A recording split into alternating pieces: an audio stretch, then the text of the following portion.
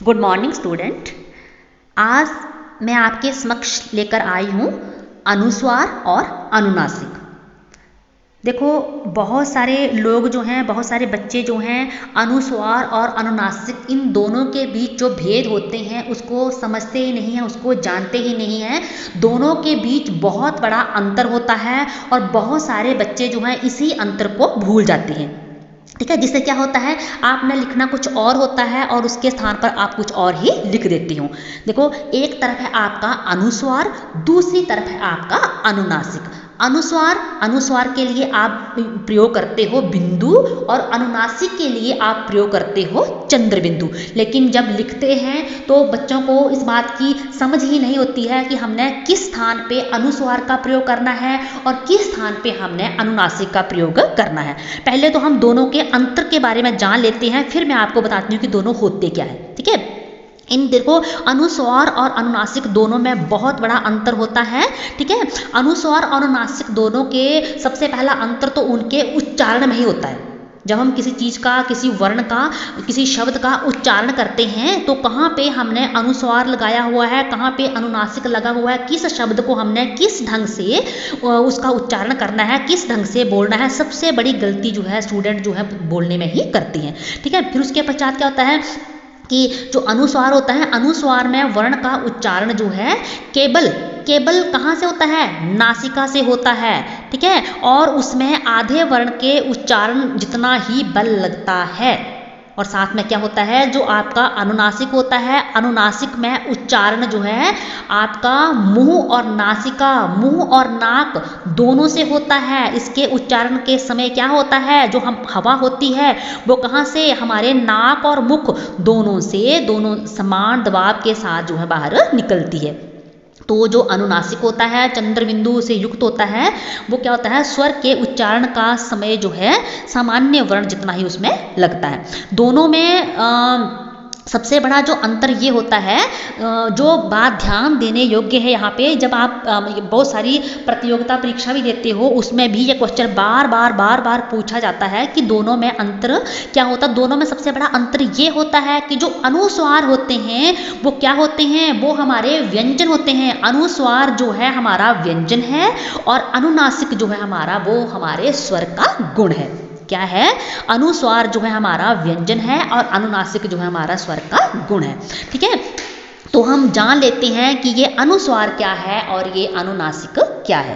देखो, अनुस्वार क्या है, अनुस्वार जो है जिन वर्णों के उच्चारण में जो है हवा जो है केवल नाक से निकलती है, अर्थात जिन वर्णों का जब हम उच्चारण करते हैं और जिनको बोलते समय जो हवा जो है केवल हमारे नाक से ही निकले, आवाज़ जो है हमारे नाक से निकले, गूंज जो है हमारे नाक से निकले, और जिनका उच्चारण जो है थोड़ा जोर से होता है, उन्हें हम क्या कहते हैं, अनुस्वार। अनुस्वार के लिए हम क्या प्रयोग करते हैं, अनुस्वार के लिए हम केवल बिंदु का प्रयोग करते हैं।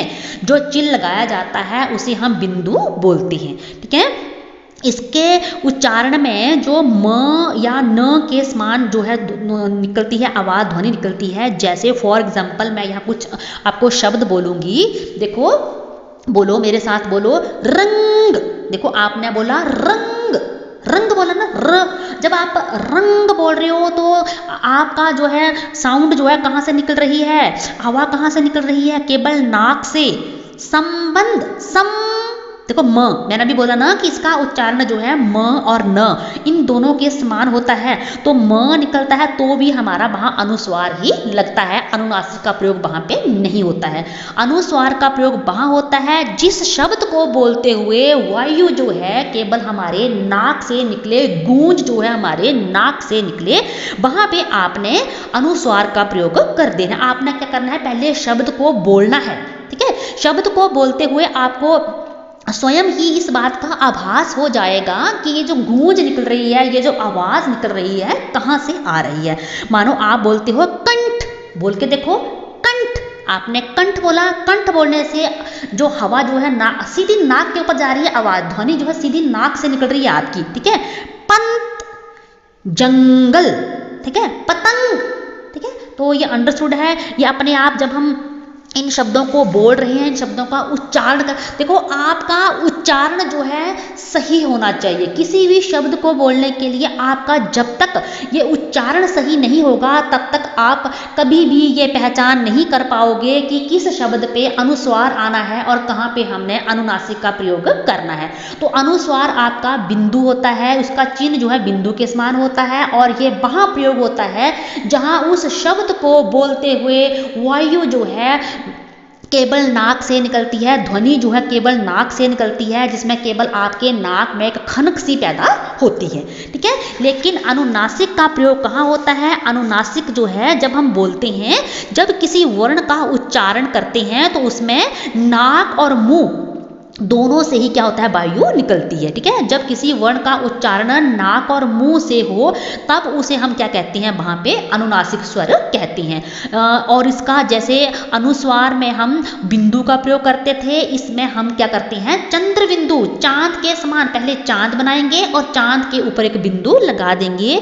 ये चंद्र बिंदु के रूप में वर्ण पर लगाए जाते हैं। जैसे फॉर एग्जाम्पल मैं आपको अब उदाहरण दूंगी, जैसे मैंने आपको अनुस्वार का उदाहरण दिया था रंग भंग, ठीक है।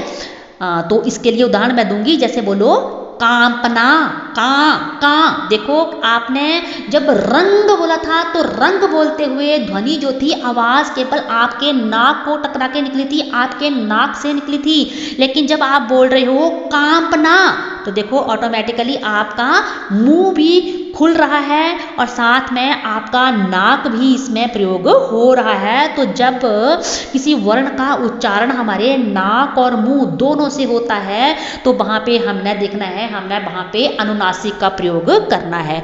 जब आपने लिखा, जैसे आपको बोला लिखो, हम बच्चों को बोलते हैं बच्चों लिखो चांद, चा, देखो चा, खुद बोल के देखो ना, चांद, चांद बोल रही हूँ मैं, तो क्या हो रहा है? मेरा नाक भी प्रयोग हो रहा है और मुंह का भी प्रयोग हो रहा है। मेरा मुंह जो है चांद बोलने से खुल रहा है और जो आवाज़ आ रही है वो कहाँ से आ रही है? नाक से आ रही है। तो इन दोनों को छांटने के लिए अगर आपको प्रतियोगिता परीक्षा में इस तरह के शब्द आते हैं कि इस आपको शब्द दिए होंगे और वहाँ बोलेंगे कि अनुस्वार या अनुनासिक छांटिए, तो आपने सीधा क्या करना है? सबसे पहले शब्दों को बोल के देखना है, उनका उच्चारण करना है। जब आपका उच्चारण सही हो जाएगा तो आप आसानी से पता लगा पाओगे कि यहाँ पे अनुस्वार का प्रयोग हुआ है, यहाँ पे अनुनासिक का प्रयोग हुआ है। बस आपने माइंड में ये रखना है कि अनुस्वार का प्रयोग करते हुए वायु जो है, ध्वनि जो है केवल नाक से निकलती है, उसमें केवल हमारे नाक का ही प्रयोग होता है। लेकिन जो अनुनासिक वाले शब्द होते हैं उनमें जो है वायु जो है हमारे नाक से और मुंह से दोनों से निकलती है, अर्थात उनके लिए हम नाक का भी प्रयोग करते हैं और अपने मुंह का भी प्रयोग करते हैं। ऐसे शब्दों को बोलते हुए हमें अपने नाक और मुंह दोनों का सहारा लेना पड़ता है। आपने एक बार इन शब्दों को बोल के देखना है। जैसे आपने रंग बोला तो रंग बोलते हुए ध्वनि जो थी आपकी नाक से निकली, केवल नाक का प्रयोग हुआ। आपने बोला चांद तो चांद बोल के आपका मुंह भी खुल गया, मुंह का प्रयोग हुआ, साथ में ध्वनि जो थी आपके नाक से निकली। तो आपने इस प्रकार इसको अनुस्वार और अनुनासिक का प्रयोग करना नहीं भूलना है।